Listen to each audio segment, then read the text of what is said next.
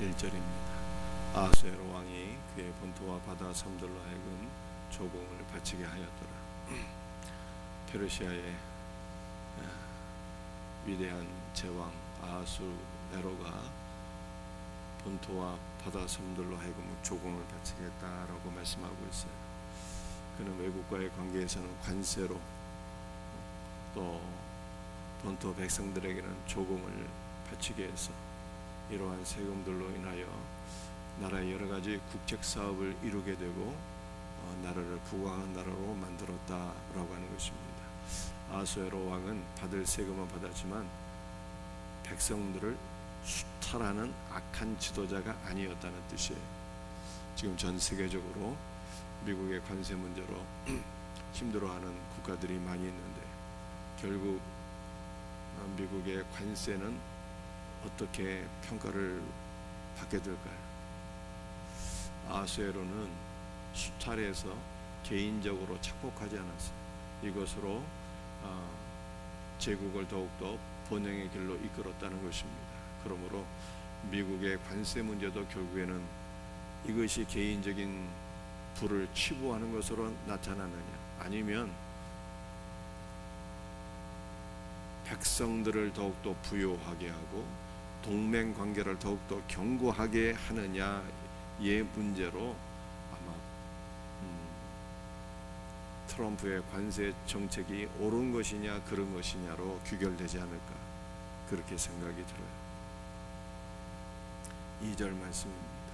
왕의 능력 있는 모든 행적과 모르드게를 높여 존귀하게 한 사적이 메대와 바사 왕들의 일기에 기록되지 아니하였느냐. 아하수에로 왕의 모든 치적이 모르드게를 높여서 존귀하게 한 그 모든 것들이 메대 바사의 왕들의 일기에 기록되어 있었다라고 하는 것입니다. 그런데 제국의 왕들은 영원할까요? 영원하지 못해요. 그들이 다스리던 나라도 영원하지 못합니다.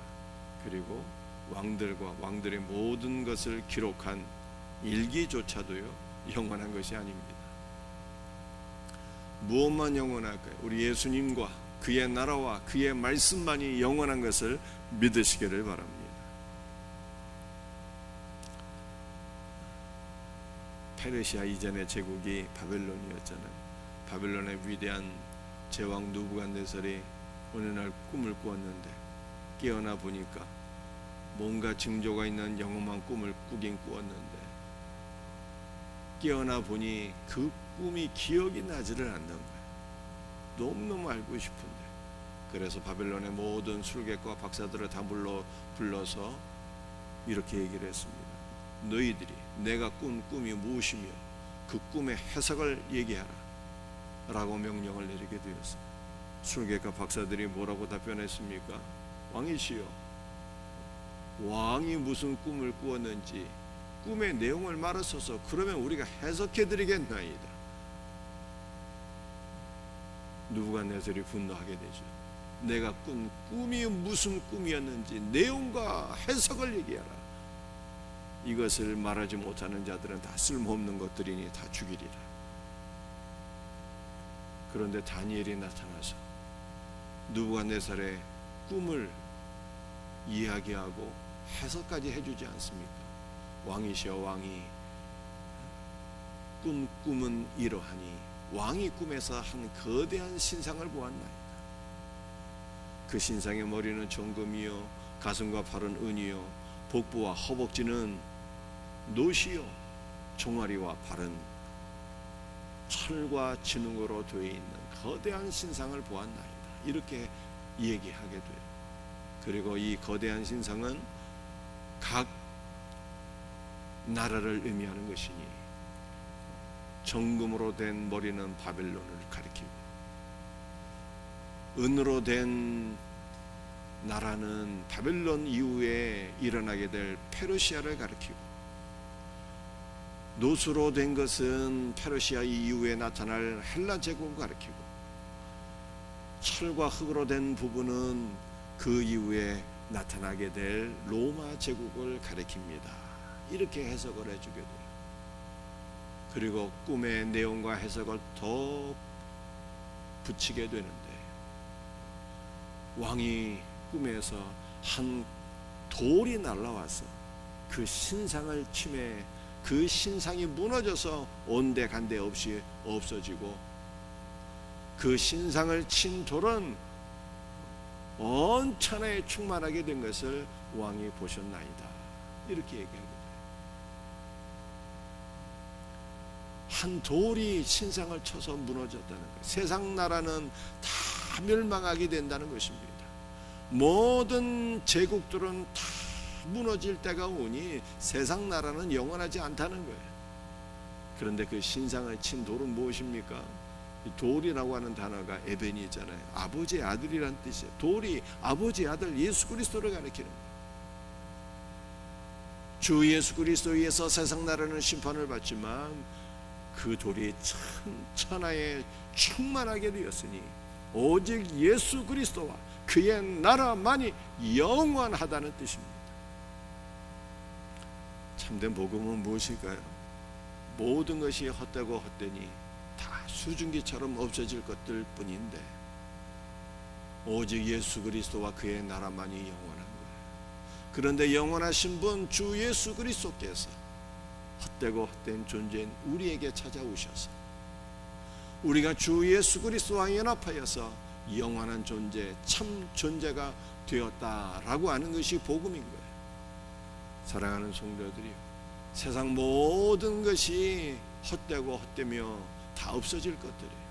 그러므로 없어질 세상에 소망을 두지 말고 우리는 무엇에 소망을 두며 살아야 되는 것입니까? 영원하신 주 예수 그리스도와 그의 나라와 그의 말씀에 소망을 두고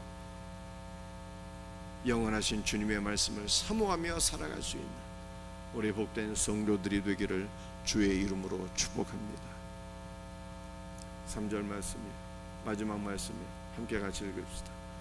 유다인 모르드게가 아수에로 왕의 다음이 되고 유다인 중에 크게 존경받고 그의 허대한 형제에게 사랑을 받고 그의 백성의 이익을 도모하며 그의 모든 종족을 안위하였더라.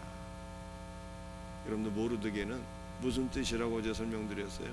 작은 자, 작은 자였어요. 그런데 그 작은 자를 하나님께서 높이셔서 아수에로 왕의 다음이 되게 하셨어요. 만인 지상 1인 지하의 자리까지 그를 높이셨어요. 여러분들 모르드게는 직업이 무엇이었습니까? 왕궁의 문지기였어요. 그의 이름대로 그는 작은 자였어요. 그런데 그 작은 직분에 모르드게가 충성을 다하지 않습니까? 그는 불만을 갖지 않았어요. 그 직분에 최선을 다했습니다.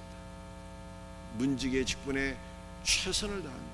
들어오고 나가는 모든 사람들을 다 면밀히 살펴보고 관찰하고, 그러다가 영모 사건을 고변해서 왕을 죽음에서 살리지 않습니까?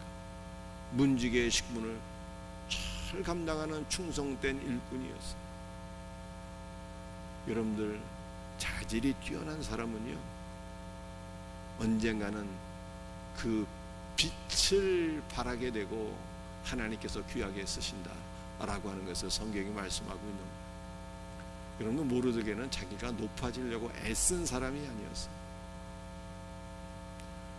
뛰어난 자질을 갖고 있으니, 충성된 삶을 살았으니 하나님께서 하나님의 때가 되매 그를 높이셨다는 거예요. 여러분들, 요셉도 그런 사람이었어요. 요셉도 모르드게처럼 작은 자였어요. 애굽에 팔려가서 종살이 옥살이 다 하지 않았습니까? 그런데 하나님의 때가 되면 하나님께서 요셉을 높여주셔서 모르드게처럼 애굽의 총리가 되게 하셨고 천하 만민을 구원하는 자로서 하나님께서 요셉을 들어 사용하셨다라고 말씀하고 있어요. 그러므로 우리는요, 우리가 억지로 높아지려고 하면 안 되는 거예요. 억지로 높아지려고 하는 모든 시도를 다 내려놔야 돼요. 우리에게 무엇가 중요한 것일까요? 여러분들, 우리에게 중요한 것은 내가 어떠한 사람이 되느냐라고 하는 것이 중요한 거예요. 모르드게처럼 작은 직분이랄지라도 만족하고 그 직분에 최선을 다하는 충성된 사람이 되는 것이 중요한 거예요. 여러분도 모르게는 작은 자였잖아요. 이 모르드게는 작은 자로 이 땅에 오신 예수 그리스도를 예표하는 거예요. 그리스도를 닮은 자였어요. 여러분도 우리도 마찬가지예요. 주 예수 그리스도와 연합되어지고 예수 그리스도를 닮은 자가 되고 주님께서 우리에게 맡겨주신 직분이 작은 것일지라도 그 작은 것에 충성을 다하게 될 때 하나님은 때가 되면 우리를 높이신다라고 말씀하고 있어요. 이와 같은 은혜가 우리 모두에게 있기를 주의 이름으로 축복합니다. 유다인 중에 크게 존경받고 그의 허대한 형제에게 사랑을 받고, 여러분들 권력자는 두 종류의 권력자가 있는 거예요. 권력은 있는데 백성들에게 지지를 받지 못하는 자가 있고, 반면에 권력자 중에는요 백성들의 지지가 있는, 존경을 받고 사랑을 받는 자가 있더라 이 말이에요. 우리나라는 불행하게도 권력자들이 권력을 잡은 이후에 국민들에게 사랑과 인정과 존경을 받는 자가 그렇게 많지 않았어요. 참으로 가슴 아픈 일이에요. 그러나 모르드게는 만인지상 1인지하 자리에 오르게 되었을 때 백성들에게 존경과 사랑을 한 몸에 받게 되었더라, 이렇게 말씀하고 있습니다. 우리나라에도 이와 같은 지도자가 세워지기를 위해서 우리가 기도해야 되는 것입니다. 또 모르드게는 어떤 사람이었습니까? 백성의 이익을 도모했다라고 말씀하고 있어요. 그는 권력을 가지게 되었는데 왕을 대신해서 백성들을 통치하는 강력한 권세가 있었는데 그 권세를 가지고 개인의 부를 추구하지 않았어요. 왕이 맡겨준 모든 권력으로 백성들의 이익을 도모했다. 백성들의 복리가 증진되는 것을 자신의 사명으로 여겼다라고 하는 것입니다. 이 얼마나 귀한 지도자입니까? 여러분들 공산국가들을 한번 바라보세요. 국민들은 다 지질이 못 살고 있는데 권력자만 배가 부르잖아요. 탐욕에 빠져서 개인의 부를 추구하고 백성들은 지질이 못 살고. 그런데 모르드게는 그와 같은 지도자가 아니었으니 자신이 소유한 모든 권세로 개인의 부를 이루는 것이 아니라 백성들을 부요하게 하는 자였다라고 말씀하고 있습니다. 우리나라에 이와 같은 지도자가 세워지기를 위하여 기도해야 돼요. 여러분들 무엇보다도 귀한 것은 마지막 부분인데 그의 모든 종족을 안위하였더라, 이렇게 말씀하고 있어요. 이것은 정말로 우리가 본받아야 될 위대한 지도자의 모습이 아닐 수가 없어요. 여러분도 모르드게를 한번 생각해 보세요. 그는 작은 자였지만 작은 직분에 충성했더니 하나님께서 그를 높이셨습니다. 그는 국민들에게 인정과 존경과 사랑을 받는 자가 되었어요. 그는 위대한 업적을 이루었습니다. 왕이 맡겨준 권력으로 개인의 부를 창출하지 아니하고 백성들을 부요하게 하는 위대한 업적이 있는 자였어요. 여러분들 이 정도 되면은 사람의 마음이 교만하기가 쉬워요. 잘난 체하고 남을 무시하기가 쉽습니다. 그런데 모르드게는 그렇게 하지 않았어요. 모르드게는 높은 자가 되고 권력을 갖고 사람들에게 인정을 받고 위대한 업적까지 있었는데 그의 말은 늘 겸손한 거예요. 그의 말은 늘 은혜가 넘쳤어요. 사람들을 위로하고 사람들을 축복하며 사람의 마음을 따뜻하게 해줄 수 있는 그러한 은혜가 있는 말을 했다는 거예요. 이것은 정말로 귀하고 우리가 닮아가야 할 지도자의 모습이 아닐 수가 없습니다. 성공한 지도자들 가운데 이러한 사람은 거의 없습니다. 성공하면 교만해지고 남을 깔보게 되는 거예요. 무시하고 상처를 주기가 쉬워요. 그런데 모르드게는 그와 같은 지도자가 아니었다.